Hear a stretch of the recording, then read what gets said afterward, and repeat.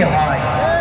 Doctor Shafiqur রহমানই সেই ব্যক্তি যিনি চিকিৎসক হিসেবে এই রোগকে হিলিং প্রসেসকে পরিণত করতে পারবেন।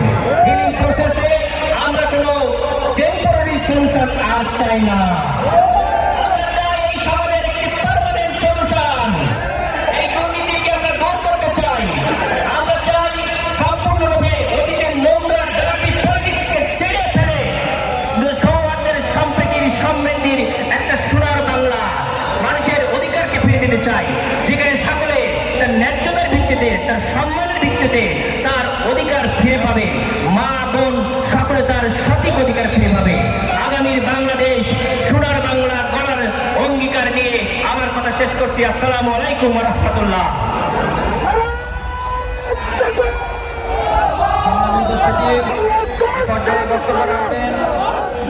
দলীয় নির্বাচনী ঐক্যের অন্যতম সংগঠন বাংলাদেশ খেলাফত মজলিস ঢাকা মহানগর উত্তরের সংগ্রামী জয়েন্ট সেক্রেটারি মুফতি আহসানুল্লাহ কাসেমি বক্তব্য নিয়ে আসছেন।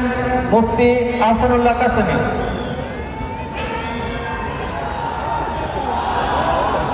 আসসালামু আলাইকুম ওয়া রাহমাতুল্লাহি ওয়া বারাকাতুহু। হামিদান ওয়া সাল্লিয়ান ওয়া সাল্লিমা আম্মা বা'দ। আউযু বিল্লাহি মিনাশ শাইতানির রাজীম। কুল জাআল হক ওয়া যাহাকাল বাতিল ইন্নাল বাতিলা কানা যাহুকা।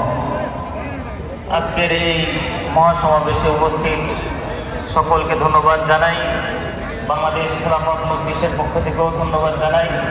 যদি আমরা ন্যায় ইনসাফ রাষ্ট্র প্রতিষ্ঠা করতে চাই, তাহলে আগামী দিনে ডক্টর শফিকুর রহমান সাহেবকে প্রধানমন্ত্রী বানাইতে হবে। কথা বলেন ঠিক কিনা? জুলাই আগস্ট আন্দোলন হয়েছিল স্বৈরাচারী শাসক থেকে মুক্ত থাকার জন্য। আগামী দিনেও যদি আমরা স্বৈরাচারী শাসক থেকে মুক্ত থাকতে চাই, তাহলে আগামী দিনে বাংলাদেশ জামাত ইসলামকে রাষ্ট্র পরিচালনা করতে হবে। কথা বলেন ঠিক কিনা?